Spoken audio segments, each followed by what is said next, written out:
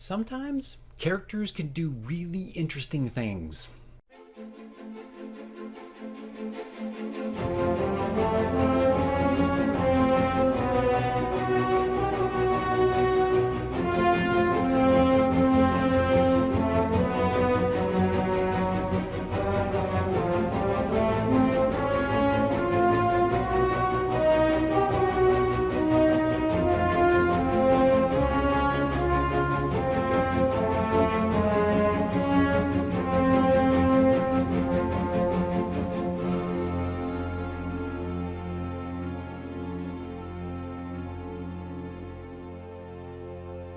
Hey everybody, this is DM Mike, and today is Campaign Diary number 3 of Horde of the Dragon Queen.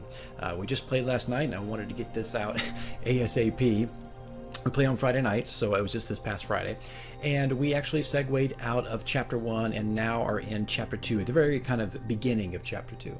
If you watch the other Campaign Diaries, we kind of ended on a pretty massive crescendo. The characters had managed to climb the tower of the keep, run up there, and 3 of them manned a ballista and took a shot at Linathan and brought him down. Linathan was not expecting that and was a little shocked when it happened. So as soon as that happened, Linathan, who went tumbling into Greenest, he was on an attack run towards the keep, got hit with the ballista and just spun out, smacked the ground. If you ever played Skyrim, there's a moment where every once in a while, not all the time, every once in a while you can hit the dragon, and the dragon will just leave like a trench when it hits the ground. Very similar thing happened just last night. Or the previous session, and so they brought it down and left the trench. Linathan left that trench. He crumbled through buildings, crushed probably some innocent people, but what can you do? You have to bring the dragon down, right? And also a lot of enemy forces. So after that happened, Linathan got pissed and was out. He's done. He has done his part for this army and kind of went away. But last time we played, there was a moment where the last thing you need to do, I guess, for Chapter 1, if you choose to do this, is to do the boss fight. Really, I don't know how else to describe it, but a boss fight. And Langdedrosa comes out, and there's a one-on-one. I didn't do that last session because last session ended on a pretty high note. It ended on the dragon being hit, and I kind of felt like going from a dragon being hit and tumbling into greenness and exploding through houses would have been muted. I mean, I think it would have been diminished had I gone from that and then right into, okay, here's a one-on-one. I just feel like story beat wise didn't work, and honestly I was on the fence about even doing that encounter. I wasn't really sure if I wanted to do it anyway, but I decided to give it a little bit of a spin. Not much, just a tweak, and we went ahead and did this last night. And after Linathan had tumbled and crashed into Greenest and flew away, I opened with a cutscene as normal, and there was a moment of respite. I think this is important. This part of the campaign is respite. It's time of rest. Leading up to this moment, there was a ton of battles, a ton of skirmishes and encounters, and I really wanted last night, and I think it did work out that way, I wanted last night to be kind of just a, not that there wouldn't be any encounters, but it needed to slow down just a little bit. There needed to be a moment in there, and the book talks about this, how you can have these moments where characters can come in and find some rest. And I think that was well-deserved last night and needed. So after the dragon falls down, they have this kind of moment. Castellan is up on the ramparts along with about 20, 30 different archers, and he's looking out across the field and he's noticing something. Dawn is approaching, and it looks like the army is retreating. All right, they're starting to move out in mass away from the keep. He notices around the keep there's not any kobolds, not any cultists, there's not any mercenaries. They have moved off way out of range and have kind of left the field. And at this moment, this is when I started the first encounter. Well, yeah, the first encounter, the boss encounter with Langdedrosa. Frulam I also had there as well on her horse. She was actually holding Langdedrosa's horse in the background. There's a cutscene that opens this session, and I'll put it up there, kind of showing some tension between Langdedrosa and Frulam, who thinks, Frulam kind of thinks this is ridiculous to be possibly throwing your life away right now during the middle of a campaign. So she's not on board with this, but she does stick around to see what would happen, and if so, bring his body back to camp. But the cutscene kind of set up this tension between, the leaders of this assault. But Langdedrosa has piqued his curiosity with the characters have piqued his curiosity, I should say, with their prowess and how they've kind of thwarted a couple things, especially the Sanctuary, which was a prime target for the attackers to get any kind of relics, paintings, gold, tithing of any kind. And he wanted to know who it was. He wanted to know who was causing this kind of trouble. So he goes to the keep, and I went ahead, and if you're in the DM Tyranny of Dragons Facebook group, I actually posted this radio drama. It's a small cutscene, and what I did was I kind of went ahead and made the box text where Langdedrosa comes out and approaches the keep to announce, hey, bring down your best fighters, we'll fight it out, and then, you know, I'll free these people. I decided to make that into a cutscene, so I had that recorded with some music, Langdedrosa's voice, the narration, and whatnot. So there was like 2 cutscenes near the beginning of the campaign within that first hour that highlighted that. And if you're in that group, you can download that and use it if you want, or otherwise just don't worry about it. Just let it do it. It could just sit there and rot, I guess. But I went ahead and played that, and they kind of wisely chose Storm, who is the tank of the group. And, you know, they were kind of bustling back there on the ramparts trying to figure out, okay, they were trying to like load him up with spells as he was walking down behind the keep, because, you know, they didn't know what was going to happen. And so they were trying to buff him as best they could. Castellan turned over the archers on the ramparts to our ranger and had him be in charge of those. And so the ranger had all the archers kind of pick their targets with the kobolds. And Castellan was a little worried about this. He wants the 5 people, right? But he's also got a warrior who's rushed into combat, you know, this group that has rushed into combat to save the city, and doesn't want to see him dead either. So he's a little worried about this thing going south. If it does go south, they are going to take out those kobolds. They're going to do as much as they can. But it was a little bit of just a kind of a moral crisis, I guess, for Castellan. The governor at this point was not up on the ramparts. So it didn't take him very long to figure out who was going to go out there and fight him. And so with a little bit of buffing, they went ahead, opened the gates, and out walks Storm. I think he downed quite a few potions. I'm not sure if that was before or after the attack, but he downed, I mean, the keep only had like maybe 4 potions left. He downed all of them to get himself back up to his max hit points. But he goes out there, and they do have a bit of an exchange with one another. Langdedrosa is, I think he's a creature of honor, even though he's evil and whatnot, but he can recognize power and prowess and people who are really good on the battlefield. So they have a little bit of an exchange there. He wants to know who he's fighting, if he was one of the ones who helped defend the sanctuary. And of course Langdedrosa put it together pretty quickly that, yeah, this guy, I mean, Storm in the game, he's kind of like he's a breed of the giants. So he's about 6'5". He's not as tall as Langdedrosa, but he's big. He's got a menacing presence. And Langdedrosa quickly puts it together that, yeah, there's something to these guys, and they may really be a problem in the future. So they kind of measure one another up.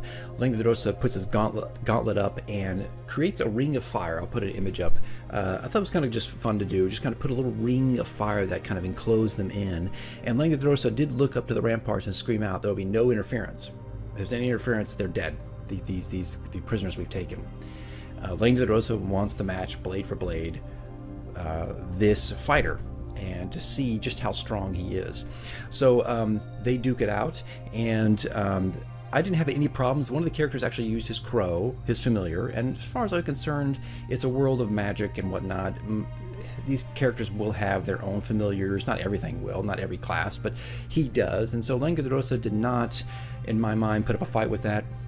He's like, fine. Because to me, Langdedrosa also has a breath weapon. You know, he's got quite a few things up his sleeve as well as Storm the fighter, right? And the crow really can't attack. I mean, all it's going to do at best is give him some advantage on attack rolls, which unfortunately did not work very well for him last night.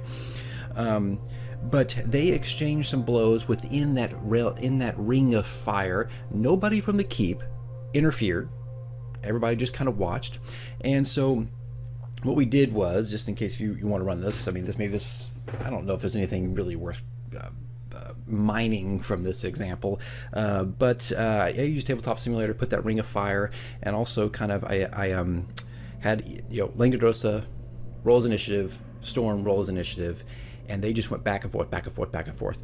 I also had a playlist. Now, I like to play music, not all the time. I've talked about this in my other radio dramas, but I like to play music specifically in battles, and I haven't played music in a while now, but I went in and there's 2 tracks and a soundtrack for Horizon Zero Dawn that are exceptional for, I think, this kind of situation.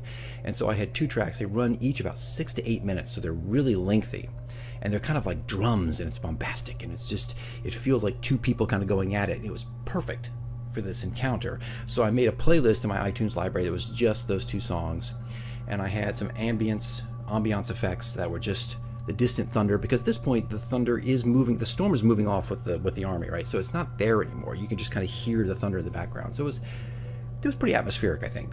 It was pretty atmospheric. So they're going at it. That music is pumping back and forth, and at first I was curious how this is going to work out, because Storm has proven to be pretty strong on the battlefield. But I can tell you this: it only went about maybe 3 rounds, and Storm was dead. He went down to 0 hit points, dropped on the field. And at that point, Langdedrosa put his gauntlets up, clenched his hands, the fire extinguished, and they released the prisoners. And there was a moment where Langdedrosa just kind of walks over to his enemy, and kind of kneels down, puts his gauntlet on his chest, and just is kind of just taking in that moment, looking at him, examining him, kind of in his mind, kind of baking this guy's image into his brain. Just kind of, we may meet in the future, because I think Langdedrosa knew he's not dead. This is not the end. This is not the end. So Langdedrosa walks over to his horse, which Frulam has. He mounts it, and you could tell Frulam was a little frustrated by all this. I mean, she's happy that Langdedrosa survived it, but she's tired of this pomp and ceremony on the battlefield. But Langdedrosa gets on his horse, and Frulam and him both leave the battlefield. And at this point, the entire army and everybody is gone. So I think the next 45 minutes, let's say 45 minutes to an hour, we only played for about 3 hours. First hour was finishing off chapter 1. The second hour was more of the characters going through, and Castellan put this kind of plan together, the dwarf of the keep, that they had to go around now. You couldn't just walk out of the keep now and be, oh, okay, we're safe, don't worry about it. Nope. There were most likely kobolds hiding. Some of the enemy troops might have stayed behind to ambush and to cause more trouble. So they tentatively opened up the gates and sent out patrols. And some of the characters took part in that, and went around in small groups and kind of, for the next hour, really surveyed Greenest. There were a couple skirmishes. They were just anecdotal. We didn't go through that. But they were looking for 2 things: ambushers, people who just kind of stayed behind, injured enemy soldiers who also could have been a problem, but also they were looking for peasants that needed help assessing the dead and going out to heal whoever they could. And at one point, I think there was Castellan had kind of given everybody these kind of, later in the night, these little pennant flags that they could put down in the field to mark where, unfortunately, some mass graves have been set up, where they kind of pulled out all the bodies and laid them next to each other that were the peasants, and later infantrymen and monks would go through and take those bodies back to the keep, because the sanctuary is gone, right? They have nowhere right now to prep bodies for, putting them into the grave. So it was a long night of that, and a lot of them did medicine checks and healing people, villagers and other soldiers that were coming in. And then eventually they kind of started talking to Governor Nighthill and Castellan. They brought him down into the keep, where I would think Governor Nighthill would have kind of like a war room, if necessary, something that was put in. And they really talked about, what do we do next? What happens? And Governor Nighthill was, pissed. He's upset. He wants to know, why Greenest? Why here? It was just a trade community. Yes, usually in a trade community you're going to find riches and whatnot, but Greenest is so out of the way from the Sword Coast, and not a place where you would find battles and war.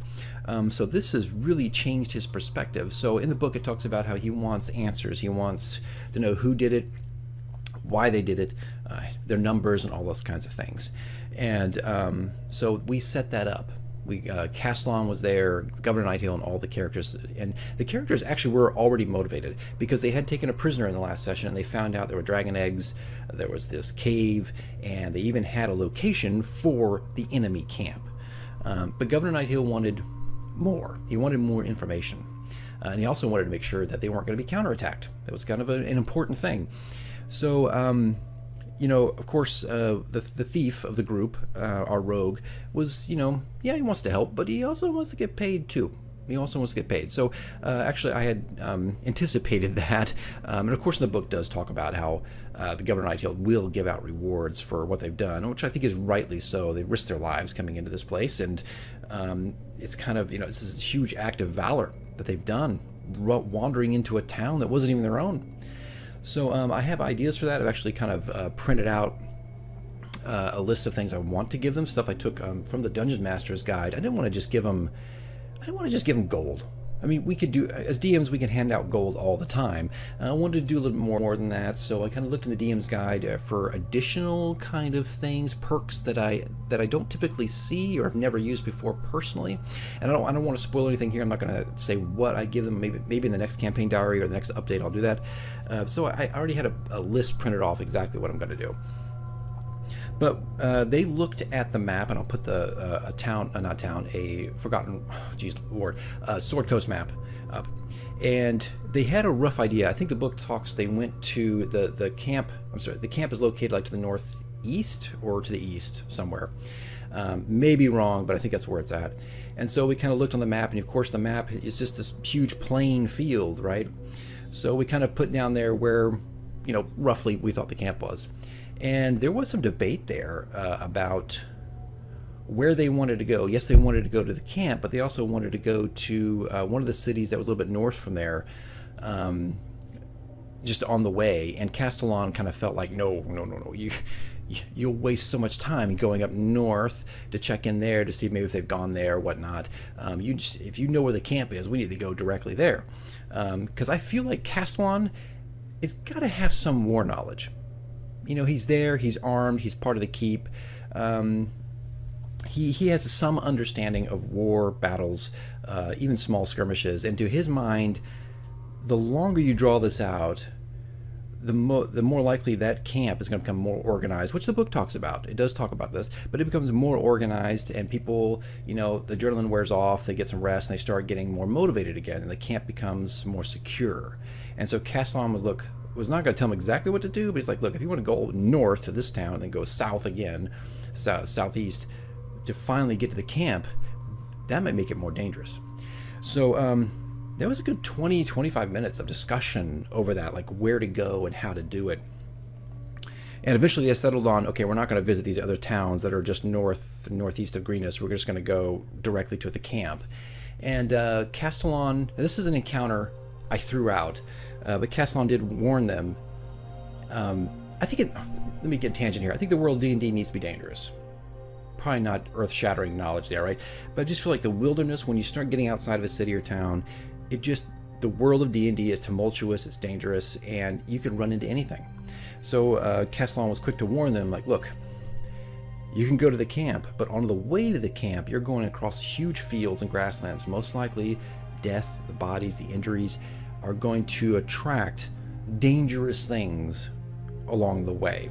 So he just cautioned them of things that were happening. So I actually did have a map and an encounter ready to go, which was going to be a pack of gnolls with a gnoll pack lord that had picked up the scent of this huge caravan of this army moving, and was going to scavenge and look around and find bodies and find whatever they could, loot, whatever it is.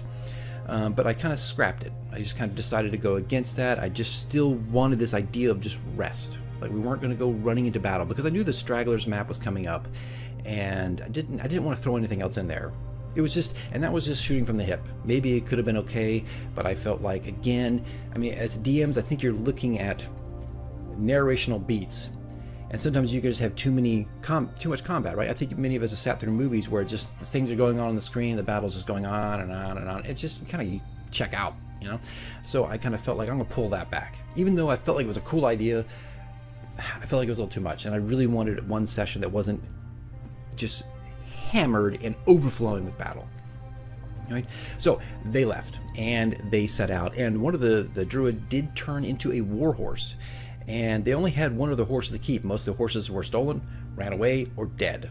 So they had 2 horses, and they doubled up on those horses. And of course, one of the druid, there's 5 people in my party, so the druid became a horse, and so everybody else just kind of rode the horse. Cricket, our fairy, rode in the horse's hair on the way to the camp. And of course, they followed the trail. It was pretty darn easy to follow. Every once in a while, they'd come across some kobold bodies that were injured or maybe fought on the trail. They also came across some loot. I mean, I'd assume some loot must have dropped off of the wagons or people's pockets or whatnot as they're going through. So they did find quite a few things. And eventually, you come to the first encounter, which is the Stragglers map. Now, I've put a video before this that is the tabletop simulator that shows what I did. I added a little bit of forest, added some hills and whatnot, but they could see it. They could see it from a distance, very far away actually. And the horse actually the druid picked up a scent of smoke. So she was the first to smell it. So they went ahead and sent Cricket, our fairy, way ahead to see what was going on. And it took her about 10 minutes, but she came back and told them, hey, there's a group of kobolds and a group of cultists, the same people that looked like they attacked Greenus, and they're hanging out, and they seem to be squabbling and fighting over something, but they are definitely part of the main group that attacked Greenus. So here's what they did that I didn't think, I didn't know what they do. Here's like, I had no clue what they ended up doing. My first thought was, and I would have put money on this, is that they're going to sneak through, and maybe I'll put a show of the map and just how dense it was with trees and different things. But I thought for sure they would sneak through and just kill these people, just kill them outright. Maybe they would take a prisoner, but they would kill all these stragglers that remained behind. Well, that's not what happened at all, and this is where things get, I think, a little bit messy for me as a DM. It was a great idea actually, but during the course of the night, they actually stole quite a few robes, the cultist robes, and I gave the cultists like medallions and whatnot they were wearing underneath the robes.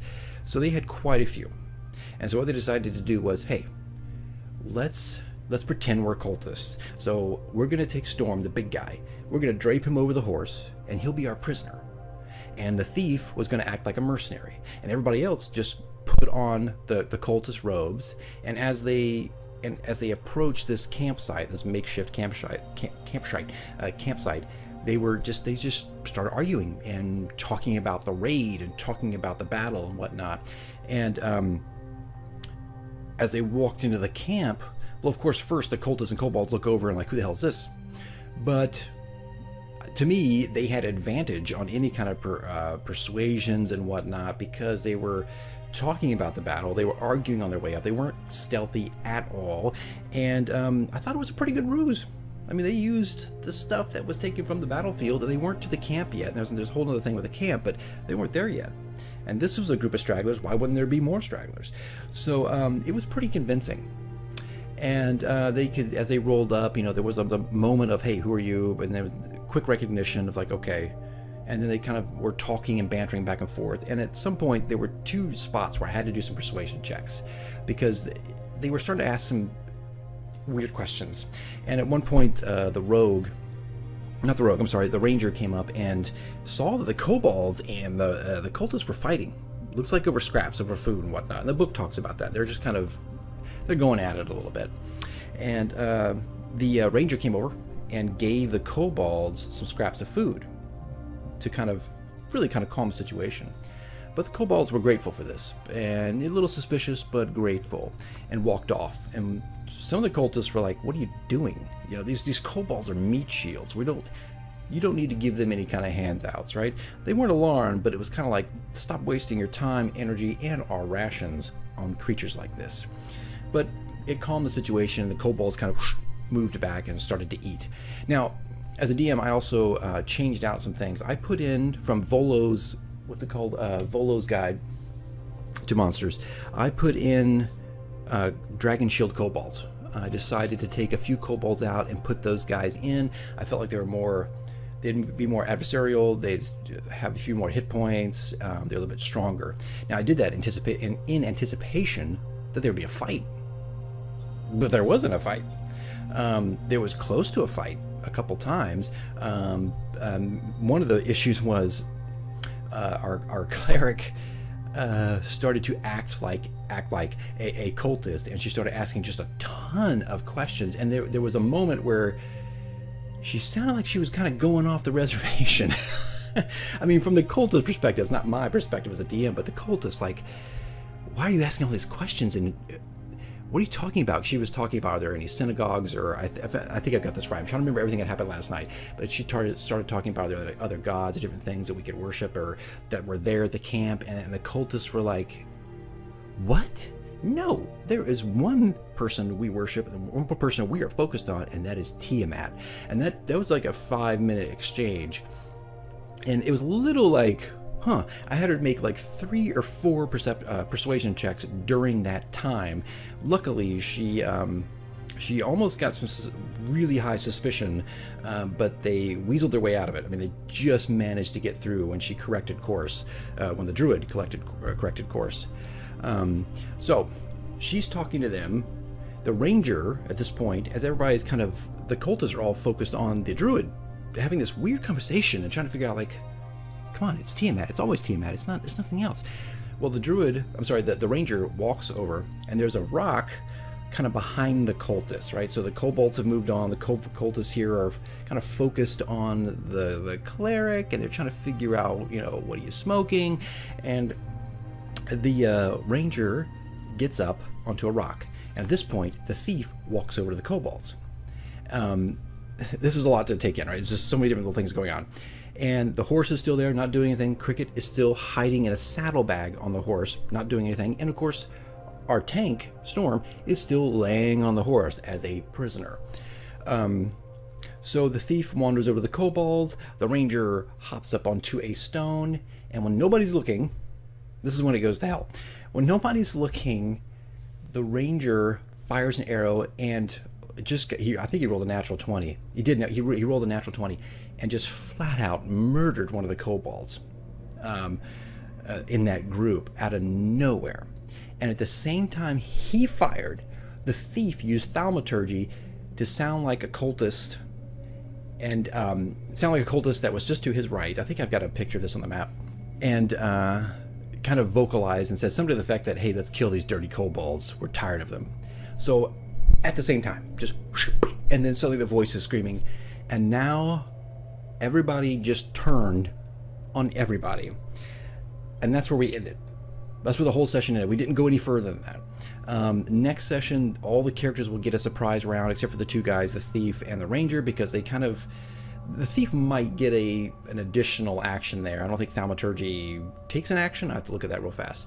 But everybody will get a surprise round. Now, I think for me, as a DM, what this kind of does is, and I may be wrong. Like like I said, I played D&D 20 years ago. I'm just coming back into it.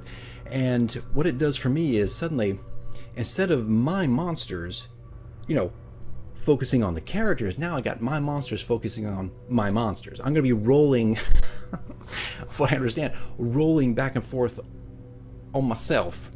As now the kobolds have turned on the cultists, and the cultists have turned on the kobolds, and there's this fight. It's going to be strange. I'm sure there's a better way to run this, and I'm sure I'll figure it out. But that's what it sounds like to me as we ended last night. I was like, oh my gosh, there's like 8 kobolds, 4 cultists, plus 5 characters.